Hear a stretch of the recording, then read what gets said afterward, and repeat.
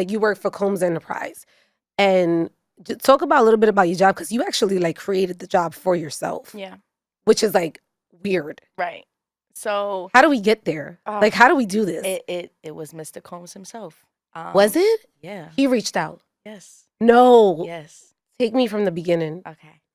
Like, I need to know everything. I mean, I just want to give context. Like, I do want to highlight how special it is to be working here, especially being hand selected by Mr. Combs himself. And I call him Mr. Combs because, you know, you do. You know, but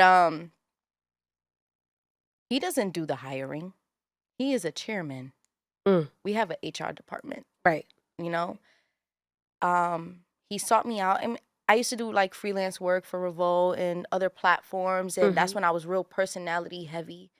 I will never forget the day, girl. I was sitting at my desk at E1 as a coordinator.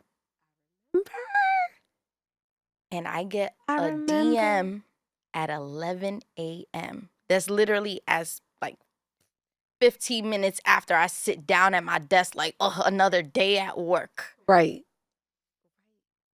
He's like, what kind of hustler are you? Good morning, by the way.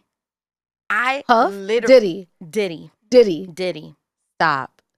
The first DM ever. Did you ever look and like, no. Girl, I saw that shit. Who's running this account? I popped up out of my seat and ran 3 laps around the office. Oh my God! I quit. Yo.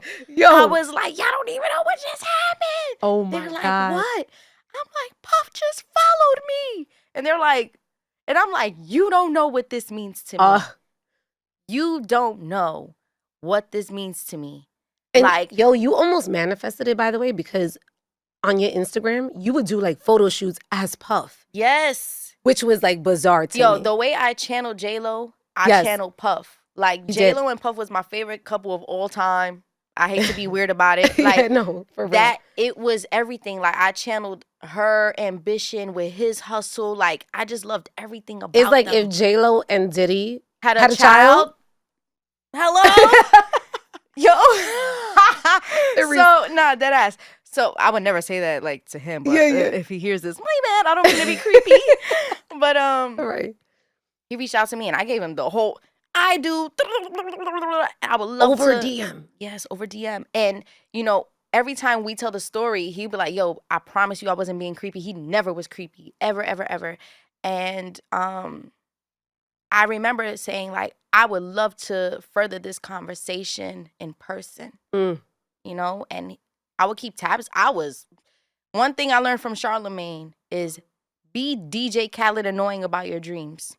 Absolutely. You never, oh, you too busy. Oh, don't assume for nobody. You better go crazy. So I will, every city I would go to, and I'll be like, hey, I'm in Atlanta. Are you here? Hey, I'm in LA. Are you here? And one day we were in the same city. You was with me. Where? You was with me. When? How come? Why am I just finding out? Were you with me? No, you wasn't. You wasn't with me. I'm sorry. Spliff was with me. Spliff was with me. But where? In LA. It was BET weekend. No, BET Awards. No, you wasn't there. You wasn't there. I'm gonna tell you the story. I'm like, Mary J. Blige was being honored with the Lifetime Achievement Award. It was 2019, and he was on set 45 minutes away from me, doing like a commercial for her, like the honorary thing. Yeah. And he's like, yo, I'm on set. Meet me right now. I'm literally fresh out the gym, sweaty, stink. Right. The record time I got ready, you know how long it takes for me to get ready. I was like, yo, I'm 45 minutes away. Are you still gonna be there? He was like, oh, maybe another time. I said, I'm on my way. That's right. Get ready. My Uber, like, you know how everything is against you in a very important time. Like, my Uber was driving wild slow, bro. You were like, could you speed it up? Yo, my heart was out my chest. Like, hurry up. I'm sweating. I'm not even at my full potential of being, like, ready. Right. You know, because I had a rush. And I made it. And coincidentally, when I arrived, he was standing outside. So he saw me, welcomed me, introduced me to everybody. He's in his dressing room. I will never forget this.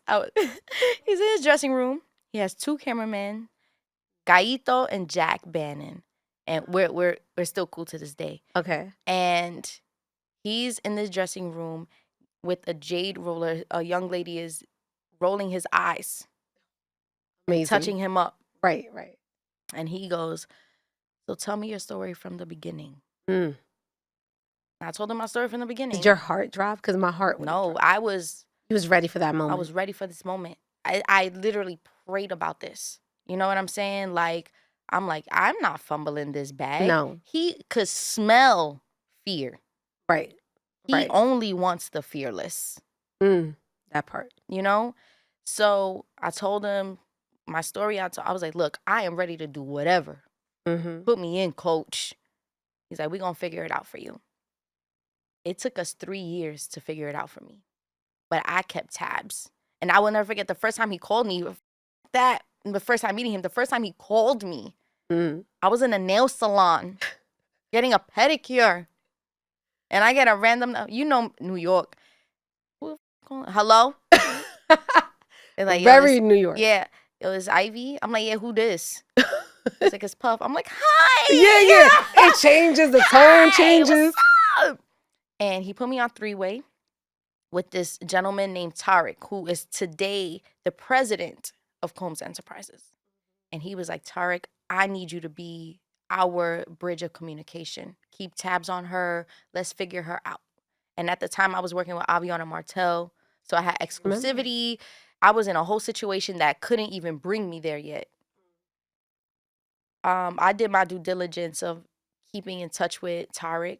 Every time I went to LA, I was like, yo, let's do coffee, anything. Just 10 minutes of your time. I just want to, establish that relationship with you. Right. You was cultivating. I was what? You was cultivating. I'm not gonna let this fall. Right. So this is about to be 2 years now. I think that's 2020. Yeah. So during the pandemic. So pandemic. Right before the pandemic. Okay. So okay. 2019. Yes. Okay. It was October 31st. I called Tariq. I'm like, yo, October 31st, my contract with Avion and Martel ends. Okay, so Halloween. Yes. Pretty much. Dia de los Muertos. There you go. Yeah, exactly. Dia de los Muertos. Yeah. And I will never forget because when I did that Dia de los Muertos shoot, Dia de la Bori. Oh, yes. I remember that. Avion was waiting for me to have the product and I didn't have nothing. They said, something's up.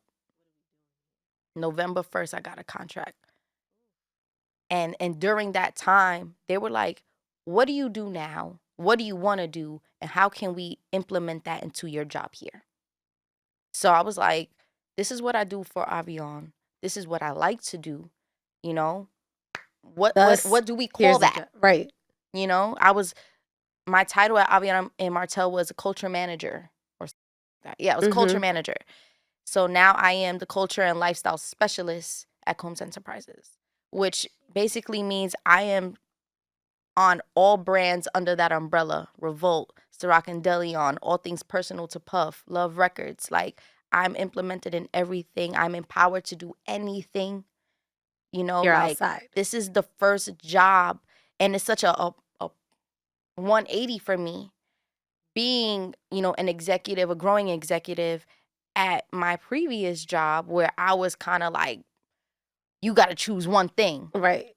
You can't host this. You can't be a brand ambassador for that. You can't. And right. I was like, absolutely. Do it all, girl. It was such a, and to be brought in by the man himself. Crazy. Like, crazy. Life-changing.